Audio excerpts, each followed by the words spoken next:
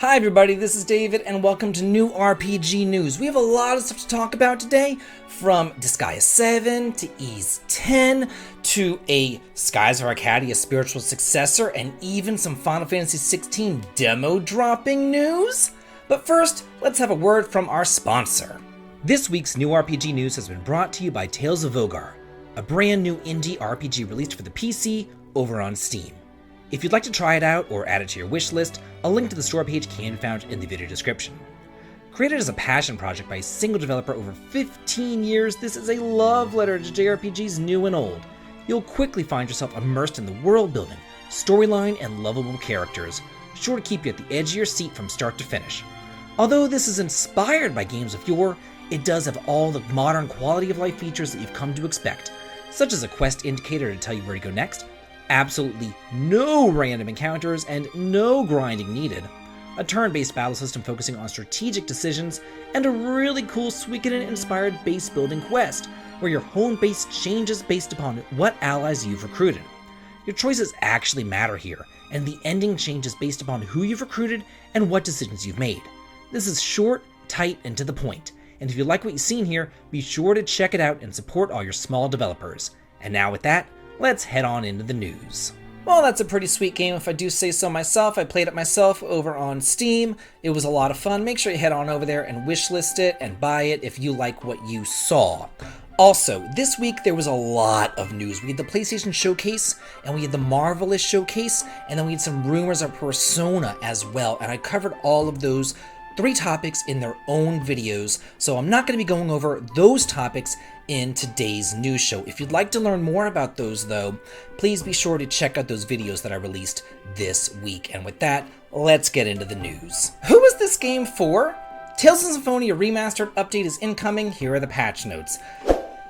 Didn't we already have a Tales of Symphonia Remastered for the PS3? And it's like $20 now, if not even less than that. And it came with a sequel. And it's like $5 on Steam, but they had to go and they had to port it over to the Switch and take away stuff and make it even worse. Yeah, it launched with some pretty bad performance issues, and now they've fixed those issues.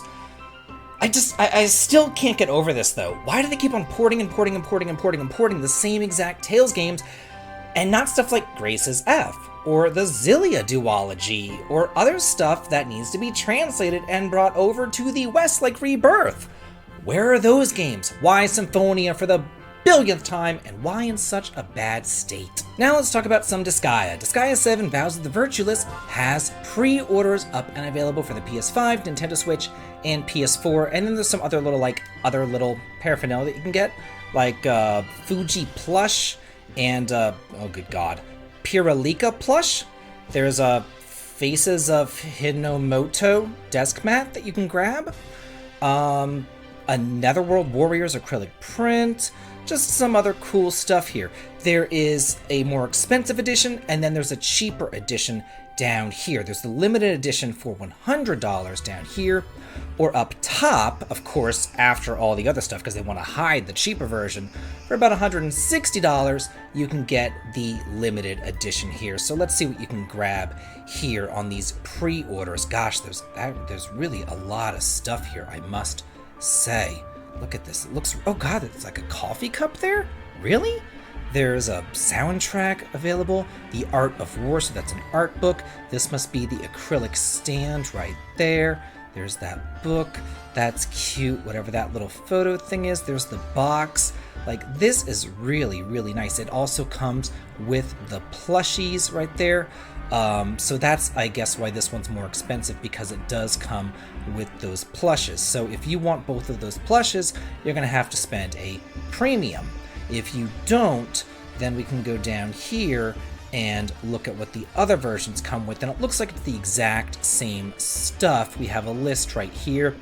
The Art of War hardcover art book, the Songs of Honor 2-disc original soundtrack, the Steel book, the mini Bayubu art display, the Netherworld Warriors You Know Me teacup, and the collector's box. This one just does not come with the plush. This is coming out October 3rd, and there seems to be quite a bit of stock still available, so if you want this, then be sure to jump on it. X Nordics, there's a brand new teaser commercial playing right above me, a limited edition. New characters introduced, seafaring, and more details. Unfortunately, the limited edition that they do go over, called the Adol Christian Edition, is only available in Japan right now. It is coming out right now. It has a release date in Japan on September 28th for the PS4, PS5, and Nintendo Switch.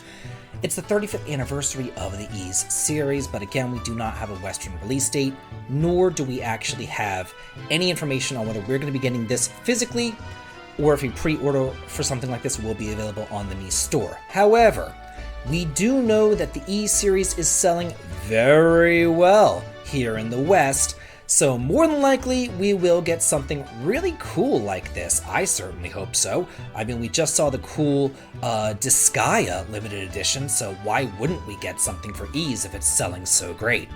It says that it's going to come with a physical copy of the game, an original mini soundtrack, downloadable content, legendary Claria armor for Adol, an X Nordics original logo pin, a visual card set, an original crossbody sling bag, which is neat. There's a picture of that right here.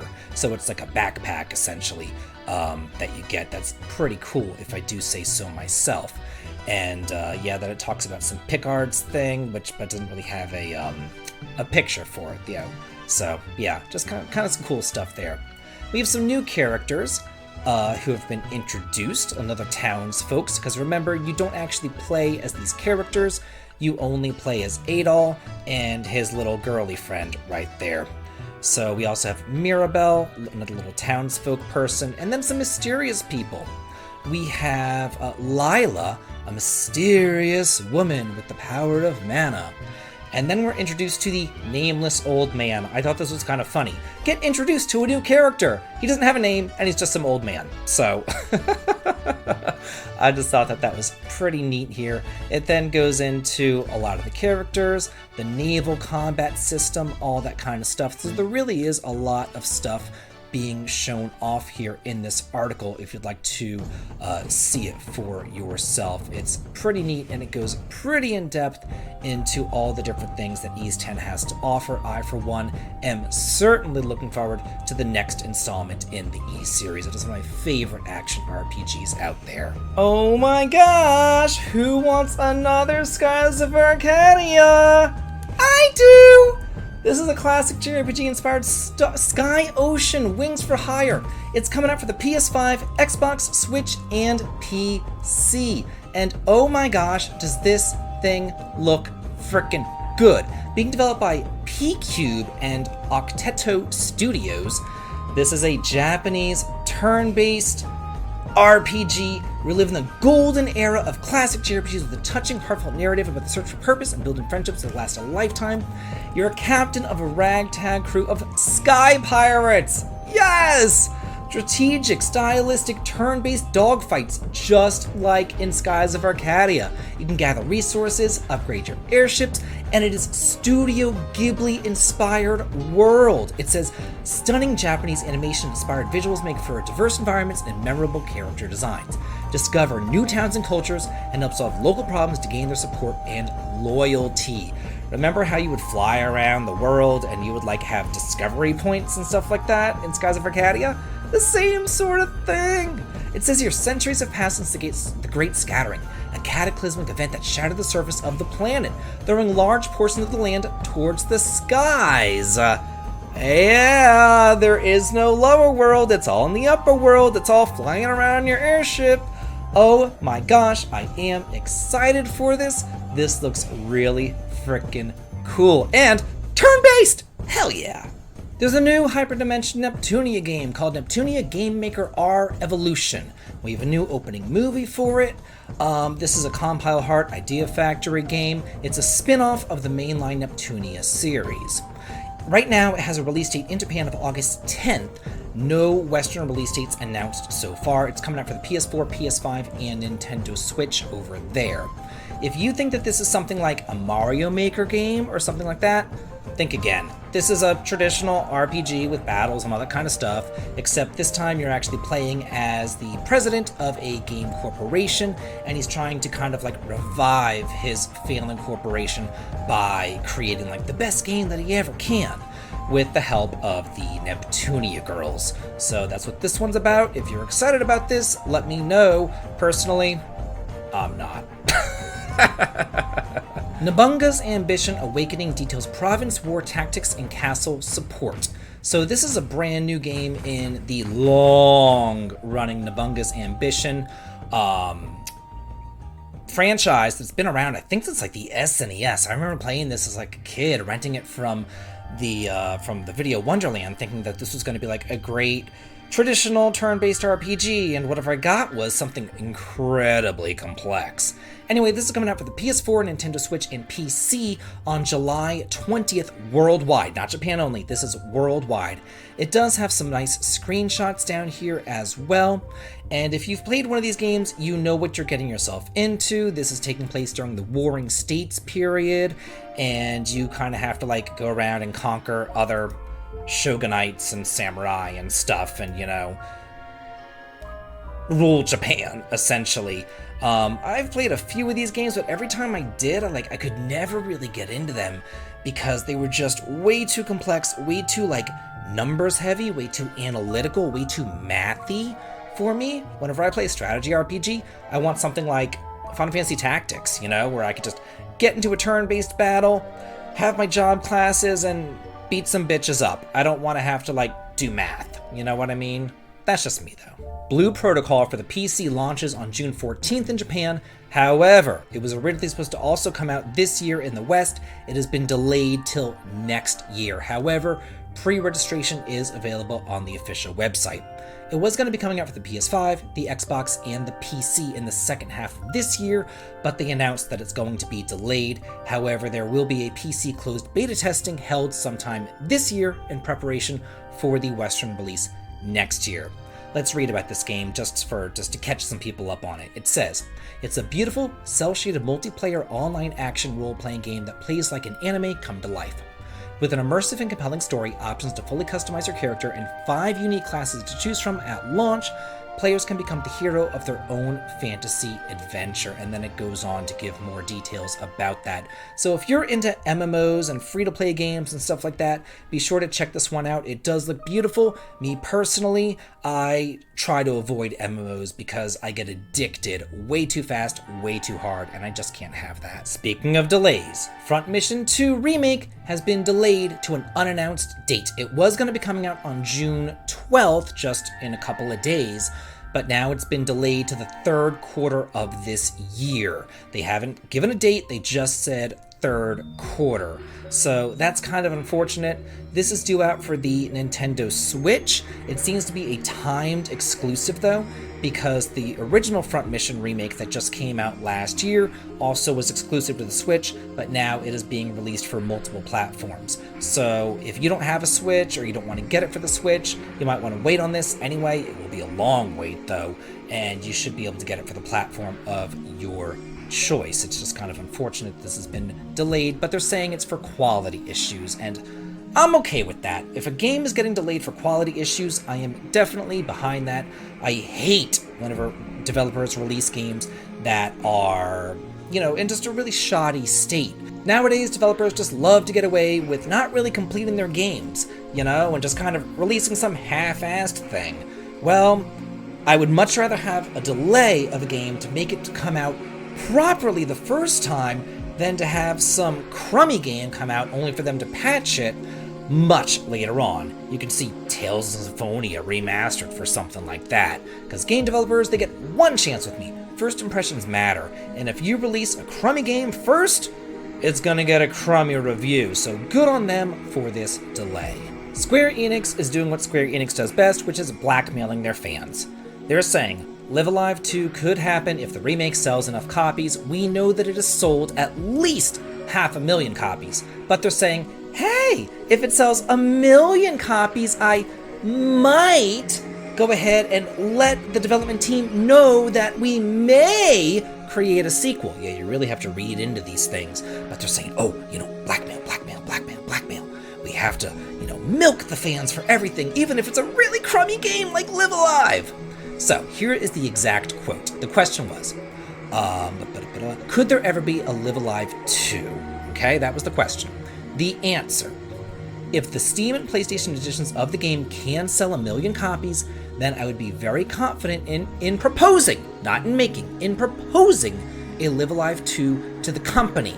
So that's not even saying that there could be a Live Alive 2. That's saying I might propose one. So I need all you guys to help with that. There's the blackmail portion of it right there.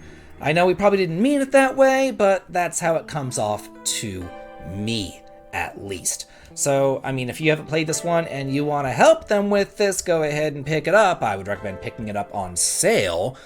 Just saying. Now, this is an interesting topic of conversation. Square Enix developers discusses dropping Final Fantasy's numbering system. He says maybe it's about time to remove them from the titles. I want to know what you guys think about this. Let me know in the comments, because this is kind of a hot button issue. Basically, what he said was it could be confusing for audiences. A lot of players are going to come in and they're going to look like it like a comic book, where you have to read from the beginning to know what's going on. He added that marketing has to ensure that audiences know that playing every game in the franchise is not necessary.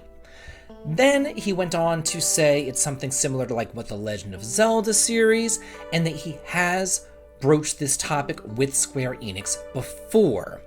Then he goes on and he says, for example, you have Final Fantasy 16 and you get a new player coming in. It's like, hey, wait a minute. Why do I have to play Final Fantasy 15 if Final Fantasy 16 is coming out? So he's saying it's kind of cannibalizing past games' sales. Then, and this is also what I said way back whenever Final Fantasy 11 came out for the first time, why didn't we just call it Final Fantasy Online? Why call it Final Fantasy 11? I 100% agree with that sentiment. I do think that 11 and 14 should have just been called Online and like Online 2 or something along that nature, or just give it subtitles. Keeping the numbers in the mainline series, it helps me in my brain keep them in order, I suppose. But I can also see the argument to be said for removing the numbers too. So I don't know how this is going to go. It also talks about how it sets up unrealistic expectations every time that there's a new numbered game, how it has to be bigger and better and more and more and more.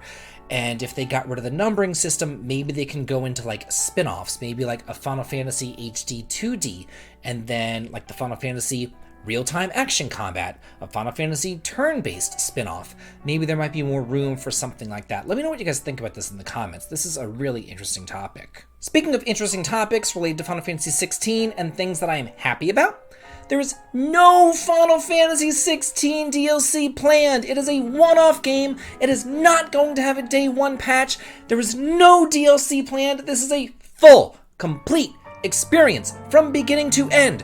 Just like Final Fantasy games used to be. Who knew? Shipping a full product. Wow, this is like a news article in today's day and age.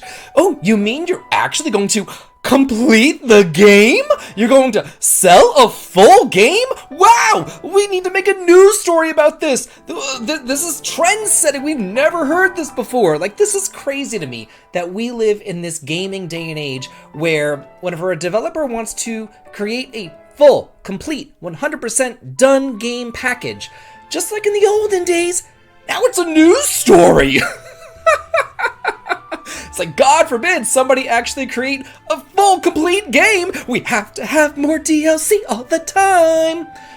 Yeah, I'm happy about this. If you can't tell, this is great. So it says here that Yoshida's proposal represents a breakaway from what has become the norm in the industry because Final Fantasy 15 was treated to 4 expansions focusing on different characters, and it also got the multiplayer mode Comrades. Then we all saw Final Fantasy VII Remake got the Yuffie focused expansion whenever it came over to the PS5. I am so happy that we are getting a full game, no patches, no DLC. He does go on to say, though, that if people want DLC, and if it sells like hotcakes, then they might propose more DLC. But there's no, like, cut content on day one in order to turn it into a DLC. Hell yeah, Square Enix. Hell yeah. And now for our last story of the day, more Final Fantasy XVI news. There is a demo coming out 2 weeks before release, and it will allow you to carry your progress over into the main game. So you can start from the beginning and carry your save into the full game. That's pretty cool. The director and producer told Famitsu that the Final Fantasy XVI demo will launch 2 weeks ahead of the game's release date of June 22nd, which would put the release date of the demo at June 8th. So that is amazing! I cannot wait to get my hands on this. They've been teasing this demo for some time, and they've been putting out demos for these games, so I knew that there would be one coming out. We just didn't really know when, but now we have much more of a release window as far as whenever we're going to be getting this demo. That is great news, and again, I am looking forward to Final Fantasy XVI whenever it does come out later on next month. Thank you guys so much for watching this. Let me know what news story you like the best. Don't forget to head on over to Steam and wishlist Tales of Vogar. Great game, great game, great game. And as always, have a good day.